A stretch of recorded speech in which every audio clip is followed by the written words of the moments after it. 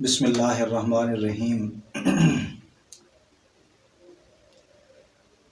عام طور پہ ان دنوں میں ایک مسئلہ بہت زیادہ افراد اس کے بارے میں سوال کرتے ہیں، استفسار کرتے ہیں۔ اس کی وضاحت کرنا ضروری سمجھتا ہوں۔ وہ مسئلہ یہ ہے کہ جب بھی یہ حج کے ایام آتے ہیں نا، تو بہت سے لوگوں کی طرف سے یہ سوالات آنا شروع ہو جاتے ہیں کہ جناب ایک آدمی کے گھر میں اس کی بیٹی جوان بیٹھی ہوئی ہے اور ادھر سے حج کے ایام آ گئے، تو آیا کہ وہ بیٹی کو بیاہ کے اس کے گھر میں بھیجے یا حج کرنے پہ جائے، یعنی کہ بیٹی کی شادی کرے، اس کے اخراجات اٹھائے یا وہ حج پہ جائے۔ یہ عام طور پہ بہت سے لوگ سوالات کرتے ہیں۔ تو دیکھیں، اصل ہم لوگوں نے شادی کو بہت زیادہ تکلفات والا سمجھا ہوا ہے، اس وجہ سے یہ مسئلہ درپیش آتا ہے۔ پہلی بات تو یہ سمجھیں کہ حج کس پہ فرض ہوتا ہے۔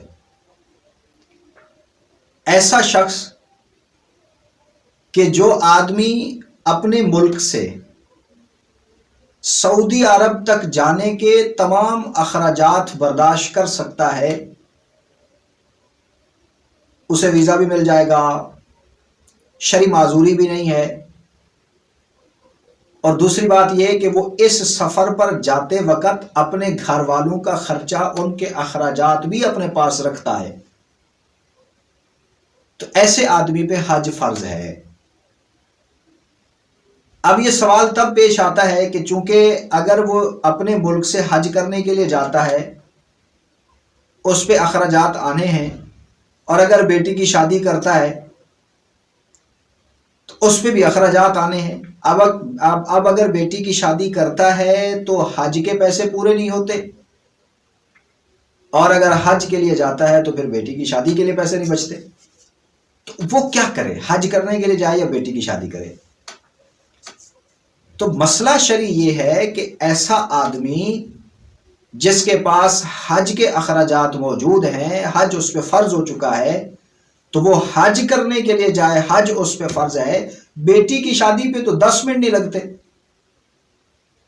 یہ تو ہم نے اپنے ذہنوں پہ سوار کیا ہوا ہے تکلفات کو، کہ بیٹی کی شادی پہ فلاں چیز بھی لینی ہے، فلاں بھی لینی ہے، فلاں بھی لینی ہے۔ وہ ایک بڑی لسٹ ہوتی ہے، لاکھوں روپے کے اخراجات ہوتے ہیں۔ اس کی شریعت میں کوئی حیثیت نہیں ہے۔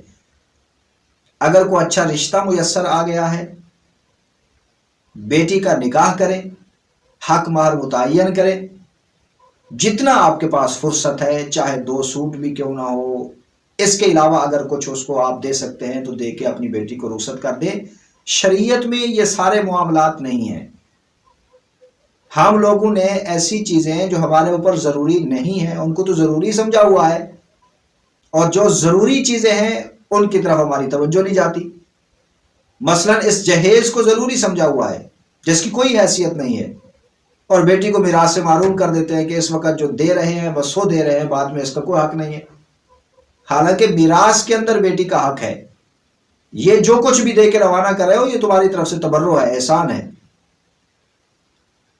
تو اس لیے جس آدمی کے اوپر حج فرض ہے، آنے جانے کے اخراجات اس کے پاس موجود ہیں، کوئی معذوری نہیں ہے، راستہ امن والا ہے، تمام قسم کے معاملات اللہ کے فضل سے آسانی سے نبٹ سکتے ہیں، تو یہ بندہ حج پہ چلا جائے۔ بیٹی کی شادی کی وجہ سے یا یہ پیسے اس کی شادی پہ برباد کر کے یہ کہے کہ جی میں حج پہ نہیں جاتا یا میرے پیسے تو ادھر خرچ ہو جائیں گے، یہ عذر ایسا ہے کہ جو غیر معقول عذر ہے، اور اس کی بنیاد پہ اسے چھٹکارا نہیں ملے گا۔ حج پہ جائے، حج ضروری ہے، اور بیٹی کی شادی اگر رشتہ میسر ہے تو نکاح ایجاب و قبول کر کے بیٹی کو اس کے گھر روانہ کر دیں، یہ حق بھی ادا ہو جائے گا اور آپ کا حج بھی ادا ہو جائے گا۔